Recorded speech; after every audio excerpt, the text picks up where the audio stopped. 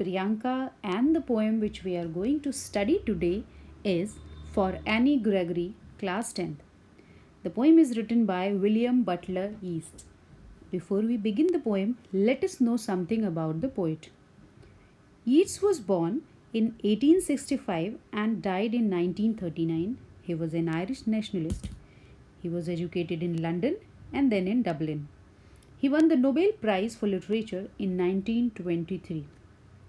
Now let us see the introduction part of the poem. W.B. Yeats has tried to touch a very important topic through this poem. He says that it is almost impossible to find a person in your life who loves you truly. By saying truly, he means the one who loves you for your qualities and not your looks. He says that only God loves us for what we are from inside. Now we see the explanation stanza wise. First stanza is here. Never shall a young man thrown into despair by those great honey-colored ramparts at your ear love you for yourself alone and not your yellow hair. This poem is a conversation between the poet and a girl named Annie Gregory. The poet says to the girl that a young man can become hopeless if you will reject him. But this doesn't mean that he had true love for you in his heart. It is because you have beautiful hair with which he had fallen in love. The girl has very beautiful hair. They fall on her ears and seemingly protect them just like a boundary. Wall protects the fort. So here the poet is pointing out at the reality which many people face during their youth. That they are liked by the opposite gender not because of their inner beauty but because of their appearance. Here he says, never shall a young man thrown into despair by those great honey-colored here is the color of the girl's hair. Rampart, I already told you, the boundary at your ears. Rampart here is the hair is compared to a boundary. Love you for yourself alone means nobody loves you for yourself alone, what you are, and not your yellow hair. But instead, most of the time, people love you because of your appearance. Now we see the literary devices used in the poem. First of all, we'll discuss the rhyming scheme of the poem. First line we see, never shall a young man. If we give it A, then despair. It's not rhyming with the first line, so we give it B. Then we have honey colored. It is neither rhyming with A nor B, so we'll give it C. Then we have where. It is rhyming with B. We'll give it B. Then we have yourself, alone. Is alone rhyming with any one of this? No. Then we have yellow hair. It rhymes with C. So here we have D. So rhyming scheme is A, B, C, B, D and then E. Second figure of speech which is used here is metaphor, that is honey colored rampart. As I told, this hair is compared to the boundary wall. Now we move to the next stanza. The poet here says, but I can get a hair dye and set such color there, brown or black or carrot, that young men in despair may love me for myself alone and not my yellow hair. Annie replies that she has a nice solution to this situation.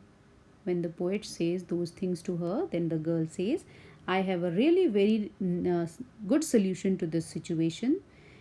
She can dye her hair and change the color into black, brown or carrot. Here she says brown, black or carrot. As this will no longer make her look less attractive, she says, कि changing the hair color will not make me less attractive, then maybe she will find the young man who will love her inner beauty and not her appearance. Here she says, if you say that people will love me only because of my yellow hair, then what if I change the color of my hair? Then maybe I will get a true lover. Now we see the literary devices. The rhyme scheme is same as it was in the previous stanza. Now here the figure of speech is alliteration. Alliteration is a repetition of consonant sounds. Here S sound is repeated. Set, such.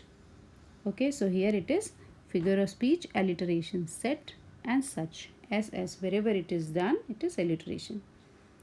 Now we have the third stanza of the poem. It is, I heard an old religious man, but yesternight declare that he had found a text to prove that only God, my dear, could love you for yourself alone and not your yellow hair. Yesternight here means the previous night, and then after listening to the reasons, after listening the explanation given by Annie, the poet again says that he had heard an old religious man say that he could prove a fact with the text that he had found in some religious book. Means the religious man whom the poet met, he told him that I have even read in religious books also that the fact was that it is only God who loves us for what we are and not how we look. Only God doesn't care of our appearance. He loves for what we are. He loves us for our inner qualities. Only God can do this. The poet gives this reason. Now the literary devices used. Rhyme scheme is same as for the previous stanzas. The second figure of speech used here is anaphora. Anaphora is the repeated use of a word at the beginning of two lines. At the beginning of two lines, whenever the words are repeated, that is anaphora. So here we can see that, and then again that is repeated. See, if the word is repeated in the same line or in the consecutive line, it doesn't mean at the beginning. Then the figure of speech will be repetition. But if the word is repeated at the beginning of the line, then that is anaphora. Another figure of speech used is alliteration. Alliteration, as you are previously told, that repetition of consonant sounds. Here we have he had, okay, and then your yellow. Consonant sounds are repeated, so that is alliteration. Now we'll look at the summary of the poem quickly. The poem is basically a conversation between the poet Yeats and a young girl named Annie Gregory. The poet tells her that if she finds a young boy who becomes sad because of her rejection, it doesn't mean that he was a true lover. He could have been in love with her because of her beautiful yellow hair. This means that the boy might be in love with her because of her attractive looks. He says that a true lover will be the one who will love her for her inner qualities and not her looks. To this, Annie says that she will change her looks by dyeing her hair into some other color like black, brown, or carrot. She will become less attractive and then maybe she will find a true lover. So, at last, the poet explains to her that the previous night he had heard from some religious man saying that only God loves us for what we are. This means that God never loves us for our looks but for our inner beauty. That was all for this poem. Hope you understood.